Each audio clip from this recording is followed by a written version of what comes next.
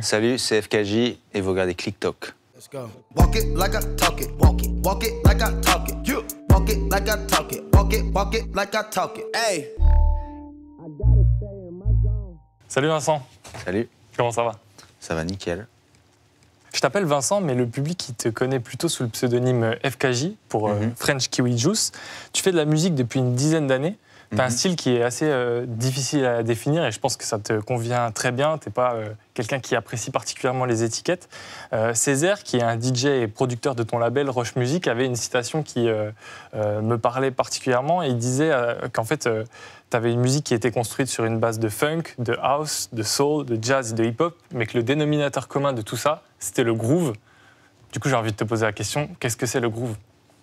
Le groove, c'est un espèce de feeling rythmique qui est très difficile à décrire, mais je dirais que c'est un peu le coup un peu qui se casse comme ça. C'est vraiment c'est quelque chose de rythmique, quoi. C'est un placement de notes en particulier. J'ai pas le vocabulaire musical, tu vois, de théorie pour te dire exactement comment les notes sont placées, mais c'est vraiment un feeling qui est tout de suite qu'on arrive tout de suite à discerner quand on le connaît, quoi, en gros. C'est quand la musique fait bouger la tête, quoi. Ouais, mais d'une certaine manière. C'est pas juste un 4-4, tu vois, c'est pas juste un boom-boom, quoi. C'est vraiment un placement de notes en particulier qui donne envie de bouger, quoi. Aujourd'hui, donc, on te reçoit parce que tu viens défendre un nouveau disque qui s'appelle Vincent. C'est ton deuxième album. Ce projet-là, tu lui as donné naissance dans un contexte qui est un peu particulier. Est-ce que tu peux me raconter comment la création s'est faite ? Du coup, j'ai commencé cet album en fin février 2020. Et j'étais aux États-Unis quand j'ai commencé à le composer. J'avais pris une maison tout seul pendant 2 semaines où je suis juste resté dedans et je me suis enfermé, où là, le concept de l'album est né. Et une fois que c'était le début un peu de la pandémie, on commençait... il y avait pas mal de choses qui circulaient au niveau de l'international sur Covid. Et après ces 2 semaines-là, je suis revenu chez moi. J'habite avec ma femme en Asie du Sud-Est, sur une île, où on a bougé en 2018. Je suis revenu chez moi 3 jours avant que tout ferme, toutes les frontières me ferment. Et du coup, après, j'ai passé 2 ans et demi sur cette île à finir cet album. Enfin, j'ai fini cet album en un an et demi. Mais là, je reviens tout juste de 2 ans et demi à être juste sur cette île. Et c'est la première fois que je reviens en Europe. Quasi autarcie, quoi. Ouais. Il y a 2 semaines, tu as sorti le clip de Way Out. C'est le morceau qui ouvre l'album. Est-ce qu'on s'écouterait pas un petit extrait ? Vas-y. C'est parti.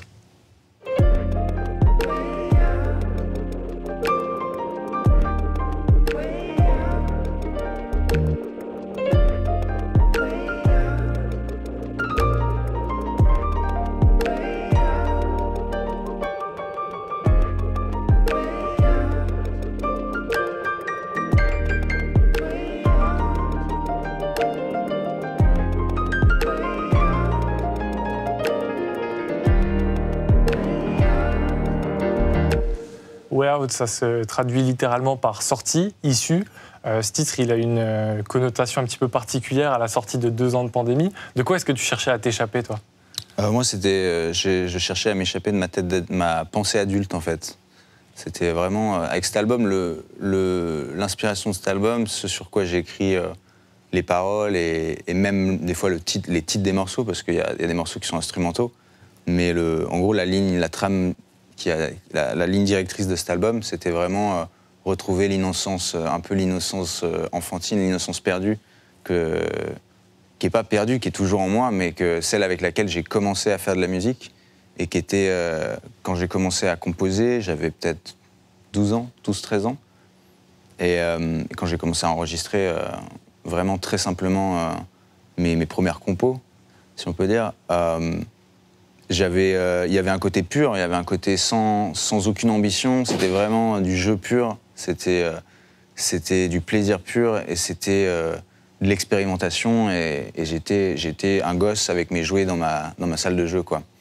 J'avais un peu envie avec cet album, j'ai un peu senti au fil des années, surtout plus j'avançais dans ma carrière, parce que ça fait genre 9 ans que je fais ça maintenant, sous ce nom-là, que cette innocence des fois elle s'éloigne un peu, elle se perd et elle peut laisser place à d'autres choses qui sont l'ambition, qui sont le souci du regard de l'autre, et qui sont le fait de réfléchir à tout, d'intellectualiser tout. C'est pas la manière dont je faisais la musique quand j'avais 12-13 ans, mais en tout cas tout ce que j'ai voulu parler dans les paroles et dans les morceaux et dans le visuel, dans tous les visuels, c'était un peu retrouver cette innocence perdue. Parce qu'on a parfois parlé de toi un peu comme la relève de la French Touch. Il y a eu beaucoup d'attentes qui ont été placées sur toi de la part de l'industrie musicale, ses observateurs. En fait, toi, cet album, c'était aussi une façon de revenir à l'envie un peu brute de faire de la musique simplement, quoi, un petit peu désintéressé, c'est ça? Au moins d'en parler en tout cas. Parce qu'au final, cet album, je l'ai commencé quand j'étais dans cet état un peu, où justement je réalisais que ma pensée adulte, ma manière de penser plus adulte, parce que je venais d'avoir 30 ans j'avais 30 ans quand j'ai commencé l'album. Justement, j'avais besoin plutôt que de le garder de tout avoir en moi et d'être frustré presque. Il fallait que j'en parle au moins et que je l'écrive.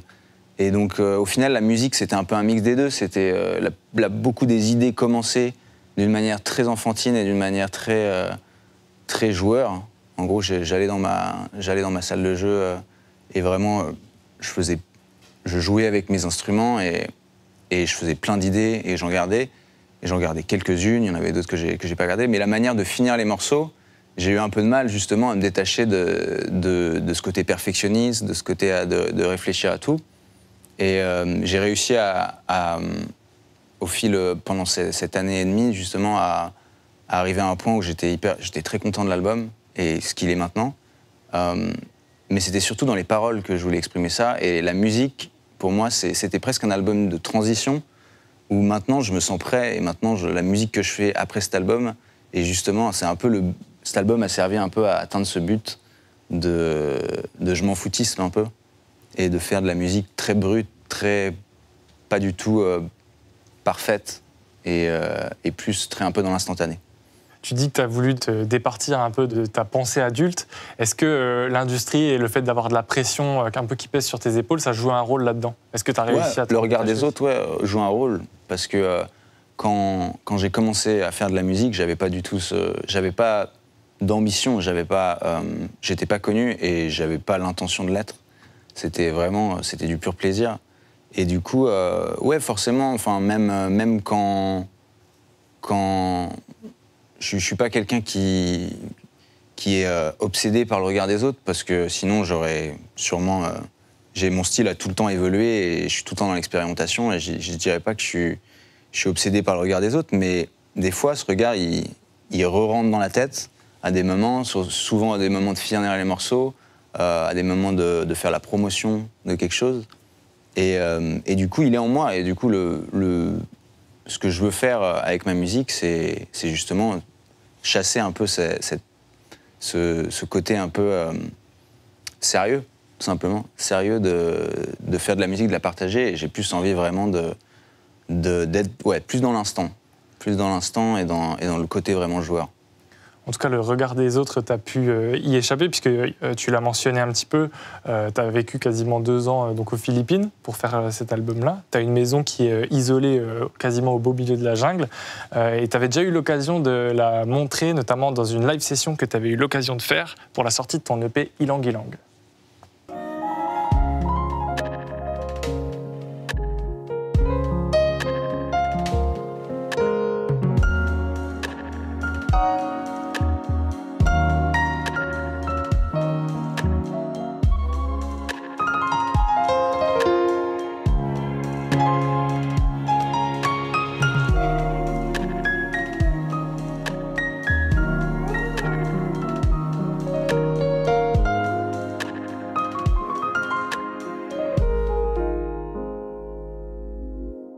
Qu'est-ce que ça procure de faire de la musique dans ce cadre? Qu'est-ce que tu retrouves absolument pas dans un studio parisien, par exemple? Bah déjà, là, le contexte est complètement différent. Donc, je suis inspiré et influencé par mon environnement, toujours. Quand j'ai commencé ce projet, je venais d'arriver à Paris. Je traînais beaucoup avec tous les gars de Roche Music. Et on sortait beaucoup. On allait beaucoup à des concerts, dans des clubs, dans des... Enfin, on était vraiment... Tout était autour de la musique et de la scène musicale à Paris.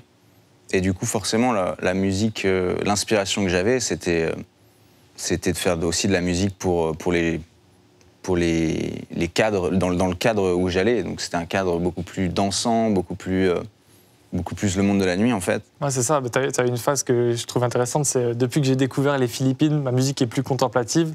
Ici, je peux pas penser au dance floor, ça n'aurait aucun sens. Ouais, ça n'a plus de sens du tout, parce qu'il n'y en a pas, tout simplement. Et que c'est un peu...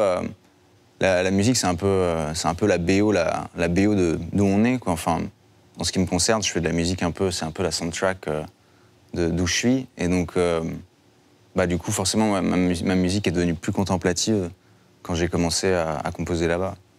Est-ce que, maintenant que tu as eu un peu ces deux expériences-là, est-ce que tu as envie de tester, de composer dans d'autres environnements pour voir un peu ce que ça peut donner ou... Ouais, complètement. Là, ça faisait 2 ans et demi que, du coup, je pouvais pas vraiment bouger de là-bas. Parce que si je bougeais, je pouvais pas y revenir, en fait. Et maintenant que les frontières sont ouvertes un peu dans le monde, du coup, cette musique, je pense que ça va être intéressant parce que du coup, je vais être un peu dans les 2 mondes et je vais un peu jongler entre ces 2 mondes.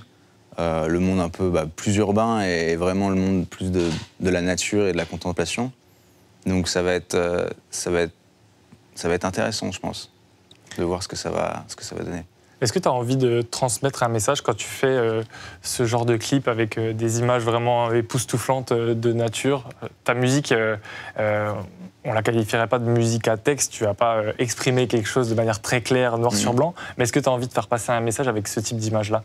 Ouais, tous les clips ont un message. Enfin, tous les clips que je fais ont un message en particulier. C'est pas juste de l'image pour de l'image. En ce qui concerne ce clip, par exemple, c'était juste un peu retranscrire la sensation que j'avais quand j'ai fait ce morceau, qui était, en l'occurrence, pas chez moi, mais c'était dans un lieu sur cette île encore plus isolé, vraiment plus isolé, dans la jungle. Ce morceau est arrivé juste une nuit. Cette mélodie est un peu tombée du ciel. Et en la faisant, c'était un peu les yeux fermés et ces images apparaissaient. Et c'est comme si j'étais un peu transporté dans cette jungle qui était tout autour.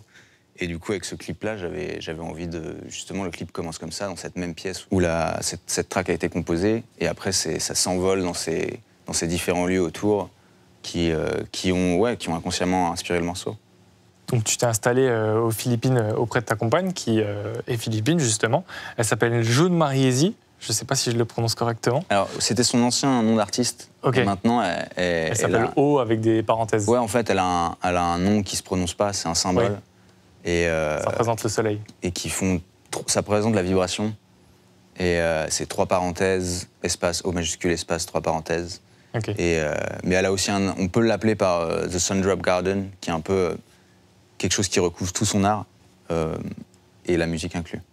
Elle est justement présente sur un de tes morceaux de ce nouvel album, Vincent. C'est le titre Brass Necklace. Mm-hmm.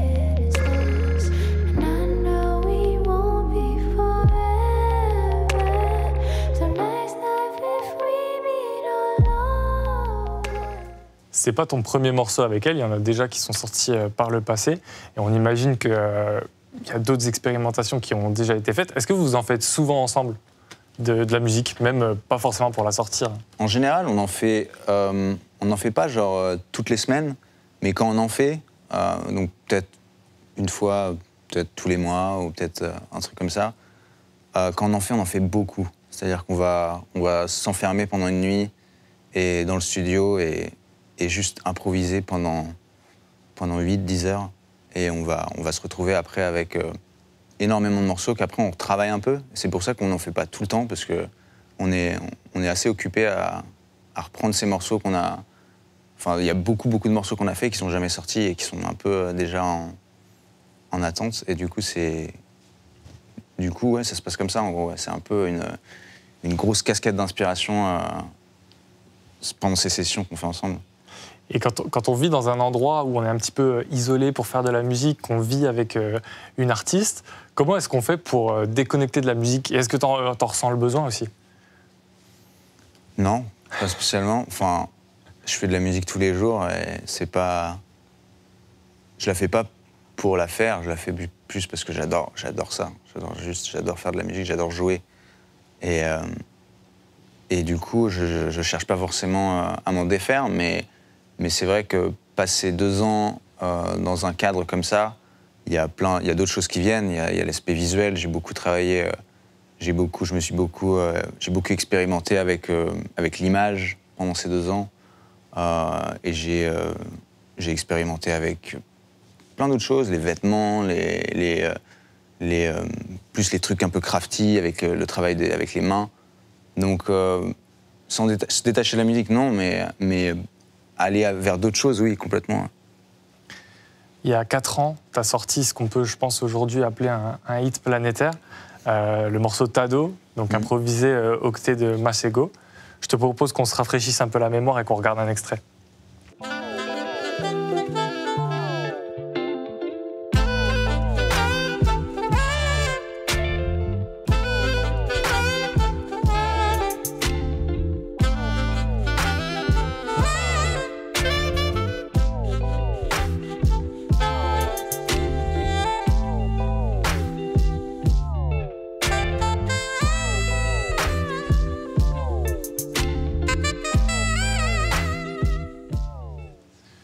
C'est un morceau qui a beaucoup tourné. Aujourd'hui, sur YouTube, le compteur affiche près de 400 millions de vues.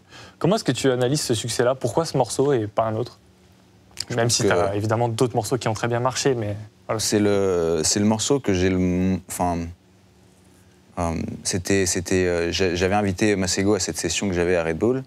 Et donc, toute la session a été enregistrée sur mon laptop. Et c'est le morceau que j'ai le moins travaillé ever, en fait. C'est un morceau qui a été fait en 8 minutes. C'était tout improvisé et je l'ai quasiment pas retravaillé. Et je pense que justement, c'est ce côté... ce qu'on a fait ce jour-là, c'est qu'on a juste joué, en fait. On s'est juste vraiment amusé. Et on en a fait 10 des morceaux comme ça cette journée-là. On en a sorti un. Mais toute cet après-midi, c'était juste... on s'est juste vraiment amusé et on n'a pas réfléchi, en fait. On n'a pas réfléchi, on n'a rien intellectualisé. Et justement, c'est un peu cette sensation-là dont je te parlais un peu plus tôt. C'est ce côté hyper... presque enfantin, en fait, d'aller dans cette salle de jeu et juste de jouer sans réfléchir, sans aucune ambition, sans aucune idée derrière la tête. Et je pense que c'est pour ça qu'il y a eu de la magie qui s'est créée ce jour-là. C'est juste qu'on était juste en train de jouer. Est-ce qu'il y avait quand même un thème, une base musicale sur laquelle vous avez improvisé ou c'était vraiment juste on part de rien? On part de rien. On est vraiment parti de rien. J'avais joué sur ce morceau-là, en fait, on faisait que des one-shots. Donc il y avait Arcedi qui était à la caméra avec nous et qui filmait toutes les prises. Et on faisait juste des one-shots. Et c'était la plupart du temps, là, pour Tado, c'était juste ces petits accords de guitare que j'ai joués peut-être 30 secondes avant qu'on dise record. Et j'ai juste joué ces petits accords et Masego était en mode faisons quelque chose là-dessus tout de suite. Et on a pressé record et c'était une prise. Et quand vous avez fini le morceau, est-ce que vous vous êtes dit là il s'est passé quelque chose de spécial ou même pas plus que par rapport aux autres morceaux? Moi, je me rappelle avoir dit celui-ci c'est mon préféré pour le moment de la journée. Ce que ce morceau illustrait très bien, en tout cas, je trouve, c'est la dimension jazz qu'il y a dans ta musique. En fait, je pense que tu es incapable de rejouer vraiment à l'identique un de tes morceaux. Il y a toujours vraiment, en tout cas en live, je pense qu'il y a toujours une part d'improvisation. Est-ce que c'est quelque chose que tu aimes cultiver, ce truc-là de la spontanéité pure, quoi? Ouais, complètement. C'est plus marrant pour moi, c'est plus marrant pour tout le monde que les morceaux soient jamais joués à l'identique, qu'il y ait toujours un petit... quelque chose de nouveau, en fait, à chaque performance, et qu'il y ait toujours une part d'improvisation aussi. Là. C'est un truc que tu vas aussi puiser dans le jazz, qui est aussi, je crois, une de une des musiques dans lesquelles tu as beaucoup puisé au début, quoi. Ouais, complètement. C'est une grosse influence, ouais, la musique jazz. Ouais, j'en ai beaucoup écouté. Bon, ici, tu es chez Click, donc forcément, j'ai un petit peu envie de te parler de rap. Je pense qu'il y a moins d'influence dans la musique que tu fais aujourd'hui qu'à tes débuts, mais je sais qu'il y a des albums que tu comptes parmi tes classiques, dont un sur lequel est présent ce morceau. Still rock my khakis with a cuff in the crease. Still got love for the streets, reppin' 213. Still the beats bang, still doing my thing. Since I left, ain't too much change. Still, I'm representing for them gangsters all across the world. still, Hitting them corners and them lolos, girl. still taking my time to perfect the beat. And I still got love for the streets. It's the I'm DRE. representing for them gangsters all across the world. Still, Hitting them corners and them lolos, girl. still taking my time to perfect the beat. And I still got love for the streets. It's the DRE. Still Dre, donc de Dr. Dre, sur l'album 2001. Est-ce qu'il y a du groove dans ce morceau? Il y a un peu de groove, ouais. Il y a un peu de groove. C'est pas le truc, c'est pas la manière dont je définirais ce morceau, mais ouais, il y a une part de groove. Ouais. Et c'est le premier album que j'ai acheté, tout simplement. C'est pas la perle rare que j'ai trouvée, parce que tout le monde connaît cet album, mais c'est le premier album que j'ai acheté avec mon argent, quand j'étais gosse. Et qu'est-ce qui t'a donné envie de creuser un peu? J'étais tout simplement... j'ai été à fond dans le hip-hop quand j'avais... à partir du moment... pas quand j'avais, parce que je suis toujours, au final. Mais j'ai commencé à vraiment écouter beaucoup de hip-hop autour de 9 ans. Et c'est là qu'est sorti cet album, en 99. Et après, j'ai écouté beaucoup de rap français aussi. J'ai écouté beaucoup de Lunatic, de IAM, de NTM.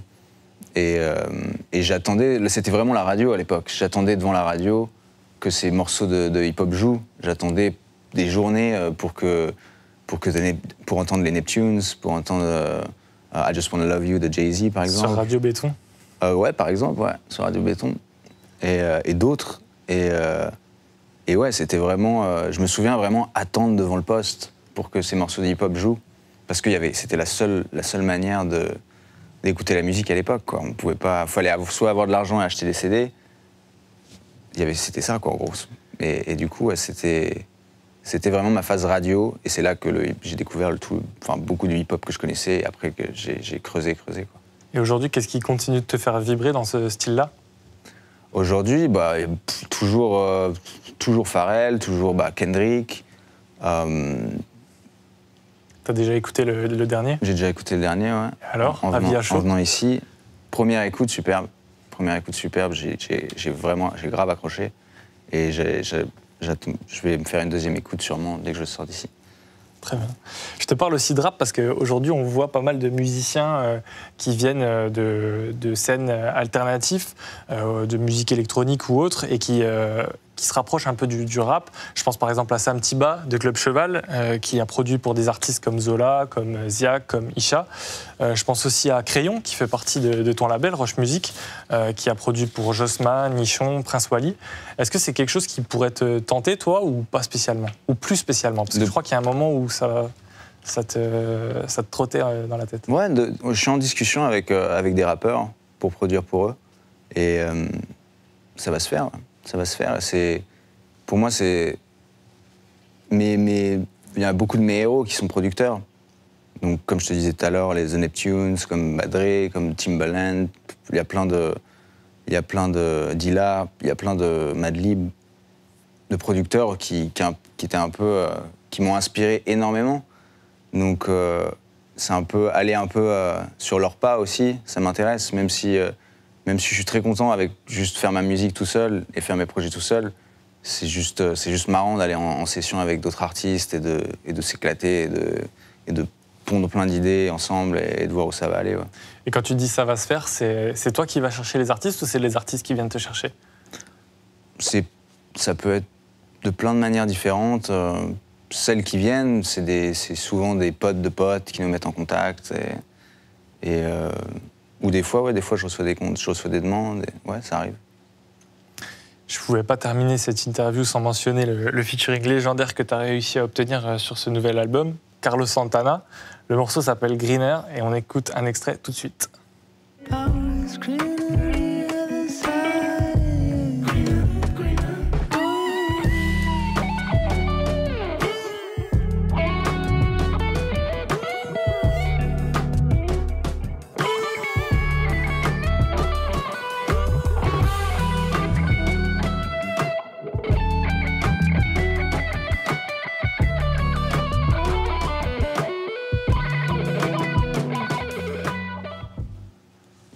Carlos Santana, c'est un guitar héros comme on n'en fait plus beaucoup. C'est un peu une espèce en voie de disparition. Est-ce que tu peux me raconter un peu les dessous de cette collaboration? Bah c'est un musicien qui m'a énormément inspiré vraiment au plus jeune âge. C'est-à-dire que la musique, mes premiers souvenirs musicaux, c'était les CD de mon père. Et c'était il y avait beaucoup de musiciens dans les CD de mon père. C'est ça qui m'a, je pense, qui a fait un peu la fondation, qui a créé les fondations de ce que je fais un peu aujourd'hui. Et Santana faisait partie de ces CD. Il y avait aussi du Stan Getz, il y avait du Oscar Peterson, du Django Reinhardt, qui m'ont énormément influencé aussi. Mais c'était ces musiciens qui arrivaient à parler avec leur instrument et qui arrivaient à être super émotifs, sans paroles, sans mots. Et ouais, Santana, je me rappelle la première fois que j'ai écouté Samba Pati, par exemple, c'est là que j'avais vraiment envie de le jouer, quoi. J'avais aussi envie de le jouer à la guitare, ça m'a donné envie de le jouer à la guitare. Quand j'ai commencé à la guitare, je me suis posé devant ce morceau, j'ai appris toutes les notes de ce morceau une par une. Et pareil, quand Smooth est sorti de Santana, c'était l'époque aussi où j'écoutais la radio, j'attendais devant mon poste de radio aussi pour que ça passe. Et du coup, je lui ai raconté, quand j'avais fini ce morceau, j'avais fini l'album aussi, et j'avais envoyé même l'album. L'album était même envoyé déjà à la presse vinyle. Mais je sais pas, il y a un truc qui a un peu cliqué. J'avais envie juste de lui remercier pour l'influence que ce morceau avait. Parce que toute la guitare sur ce morceau-là, je la jouais avant, en fait. C'était moi qui jouais toute cette partie de guitare. Et c'était très influencé Santana, mais Césaire de chez Roche, qui a écouté le morceau, un des premiers qui a écouté le morceau, il a tout de suite vu que c'était... Il m'a tout de suite dit, ouais, grosse influence Santana sur ce morceau-là. Des potes qui connaissaient même pas Jean, qui connaissaient même pas Césaire, ou qui étaient complètement lointains, qui disaient exactement la même chose. Et du coup, j'avais vraiment envie de lui dire juste merci pour l'inspiration. Voilà un morceau que j'ai fait qui est vraiment inspiré par ta musique. Je lui ai un peu raconté mon passé avec sa musique, ce que je viens de te dire. Et je lui ai mis un petit PS, si jamais tu veux venir sur ce morceau, bien sûr, t'es bienvenu, t'es accueilli à bras ouverts, quoi. Mais j'avais aucun espoir. Et c'était vraiment pas le but. Le but de la lettre, c'était plus de lui faire écouter le morceau et de le remercier. Et peut-être une semaine après, j'ai reçu un coup de fil très tôt le matin de ma manageuse, Kate, et qui m'a dit que Santana adorait le morceau et qu'il voulait participer. Et ce qui était complètement improbable pour moi, sachant que c'était un peu un de mes héros d'enfance et que c'est un des musiciens qui a fait que j'ai appris ce que j'ai appris à la guitare aussi.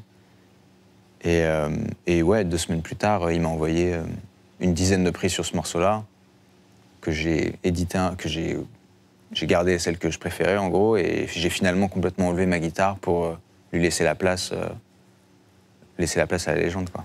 Tu disais que tu l'as découvert dans les CD de ton père, et quand tu as raconté à ton père que tu avais eu Santana sur ton album, ça a été quoi sa réaction? Bah déjà, je lui ai dit que je lui avais envoyé une lettre, et je lui ai envoyé la lettre que je lui ai envoyée. Et sa réaction, c'était plus...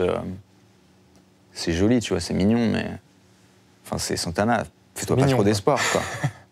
Et ouais, quand je lui ai dit que ça allait vraiment se faire, il n'y croyait pas, quoi. On le disait un petit peu tout à l'heure, tu as passé 2 ans dans la jungle à composer cet album. Aujourd'hui, tu viens le défendre en interview. J'imagine que la prochaine étape pour toi, c'est de retourner sur scène. Ouais. Est-ce que tu as hâte? Ouais, j'ai très hâte. Ouais. Je suis déjà en train de préparer ça. En France, un petit peu, parce que je sais que tu fais beaucoup de dates à l'international. Je vais jouer un peu en France, ouais. Je vais faire 1 ou 2 dates en France. Ben, merci beaucoup, Vincent. Je rappelle que ton nouvel album, donc Vincent, sort aujourd'hui, vendredi 10 juin. Il est disponible dans les bacs et sur les plateformes de streaming. Merci. Let's go. Walk it like I talk it. Walk it like I talk it. You walk it like I talk it. Walk it like I talk it. Hey.